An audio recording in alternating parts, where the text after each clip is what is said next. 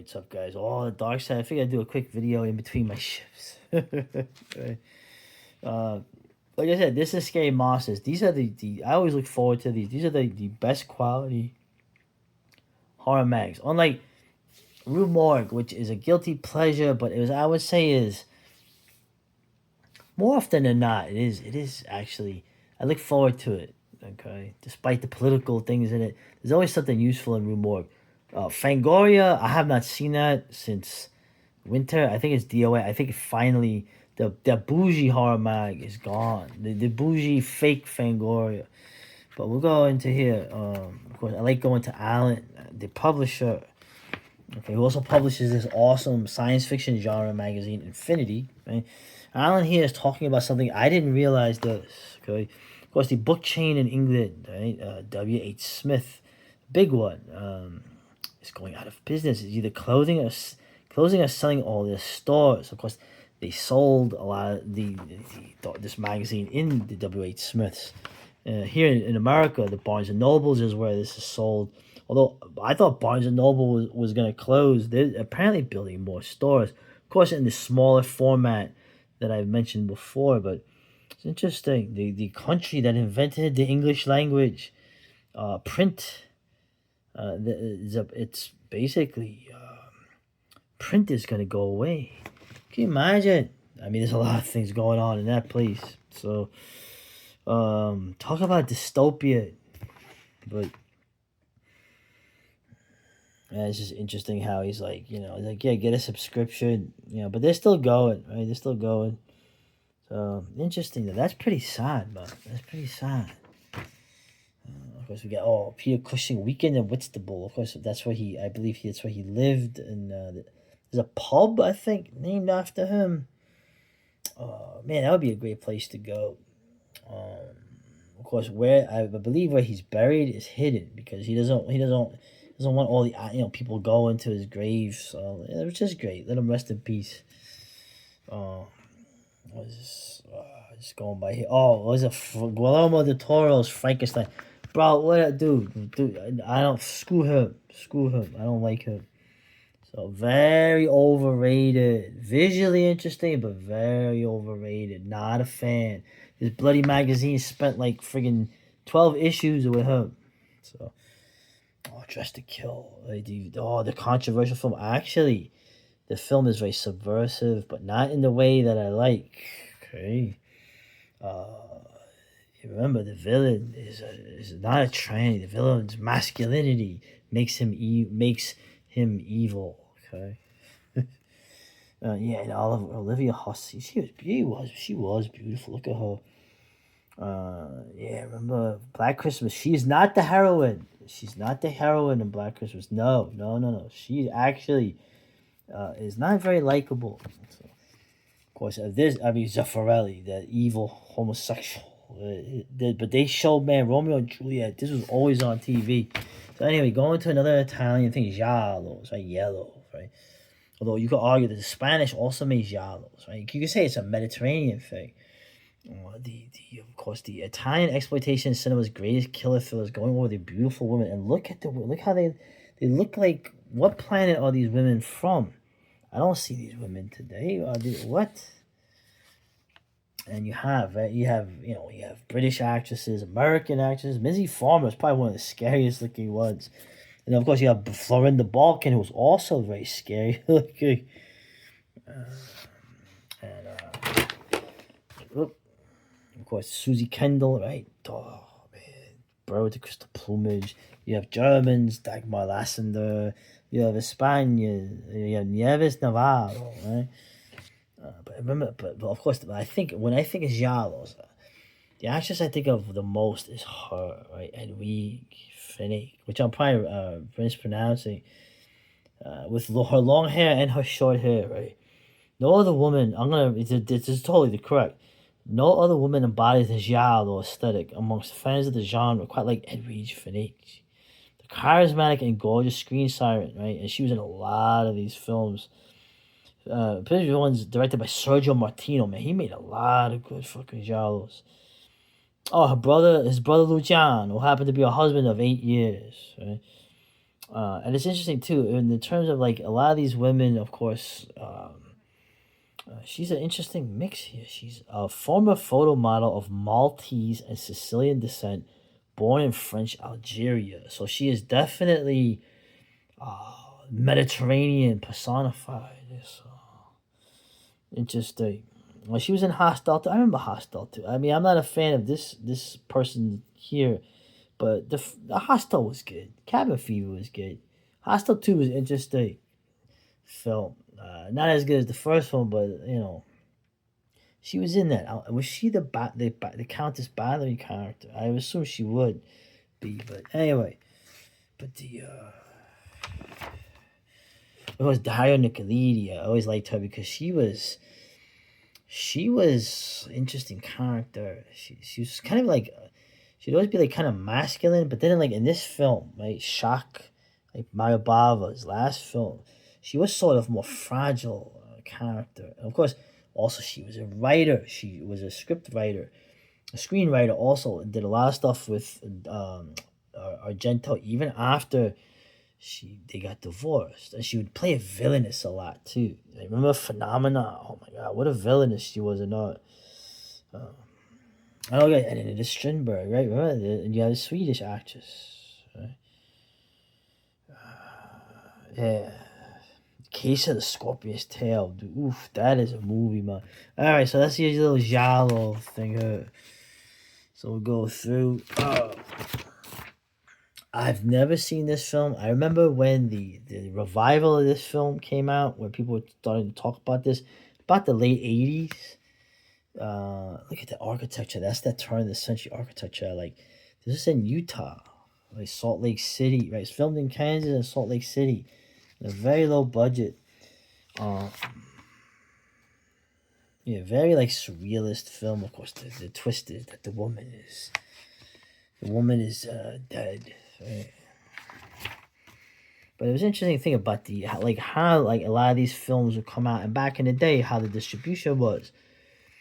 Midnight movies, cult movies, they would call them, Phantom of the movies. They would show these late night showings of these films, like in the Village in New York or wherever, and you would get like this dedicated fandom going back then.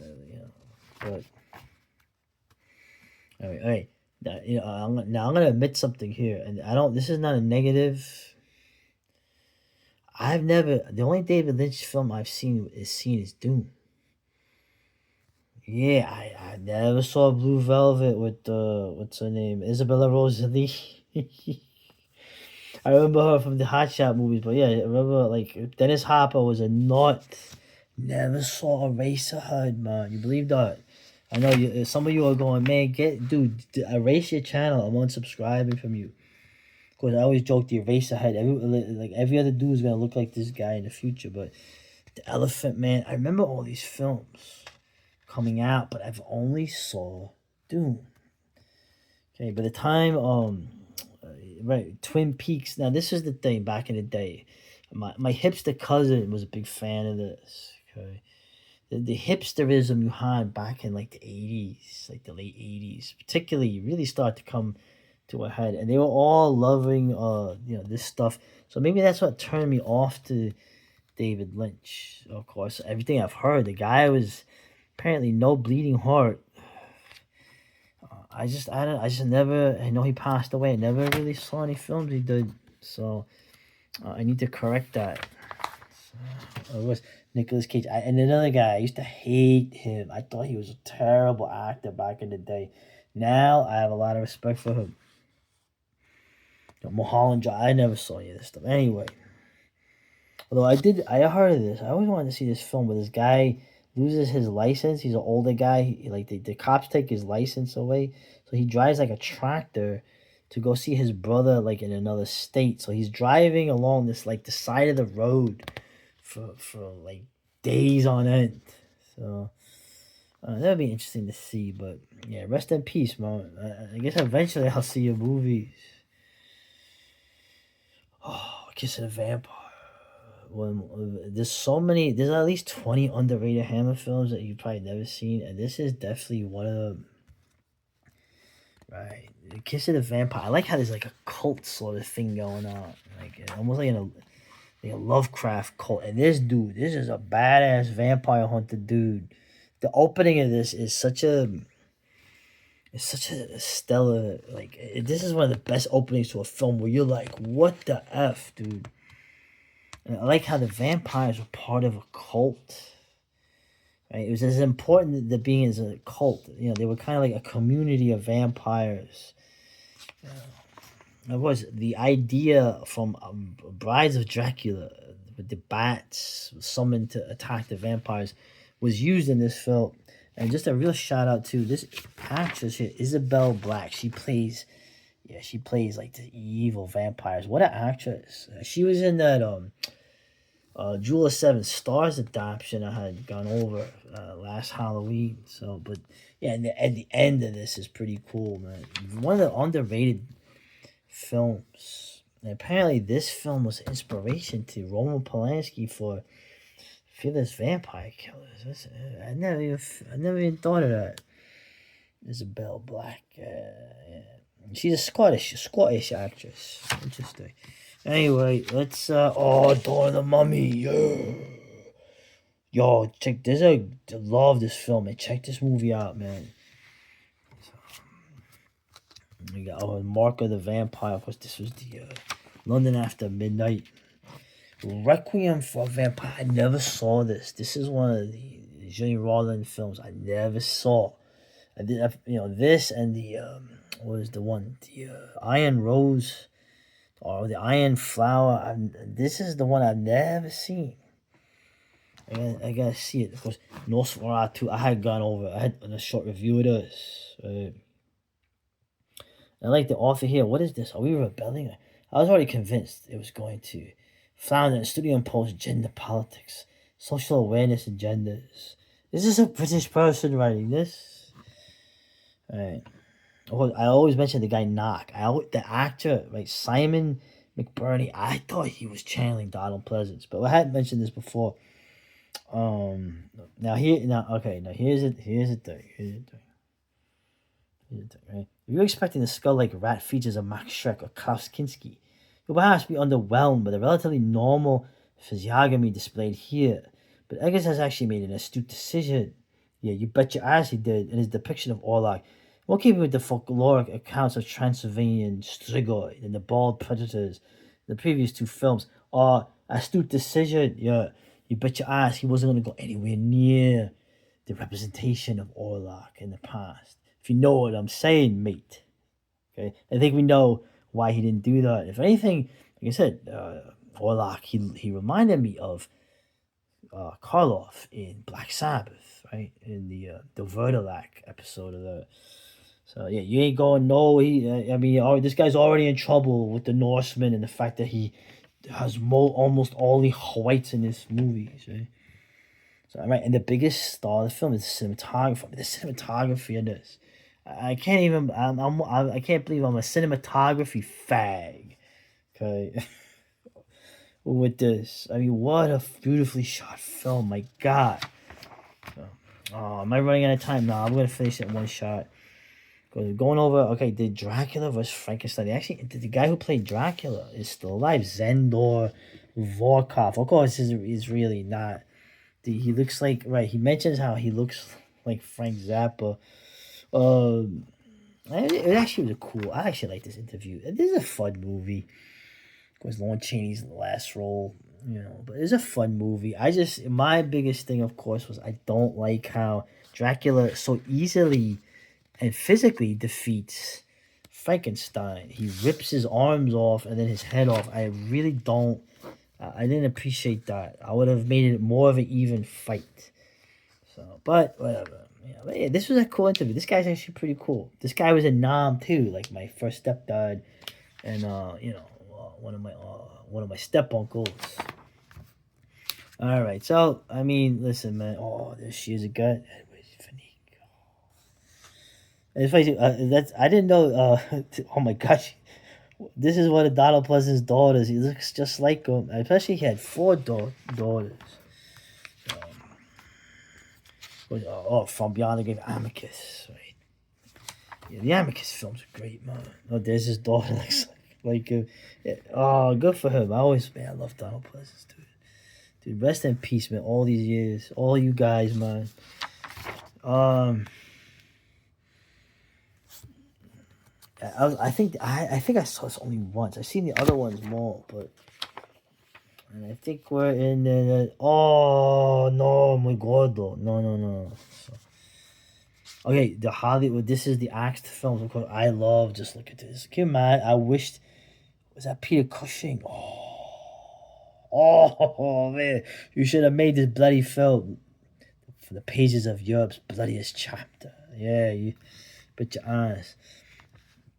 Kali, Devil Bride of Dracula, right? What is this? Mistress of the Seas, Raquel Welch. She would have been a pirate film. Anne Bonny. Oh, she's one of Anne Bonny. Okay. Of course, Vampirella, right? Would have been awesome, right? Kyla Monroe would have been Nessie, the Toho film. The Toho Hammer co-production would have been a perfect thing, right?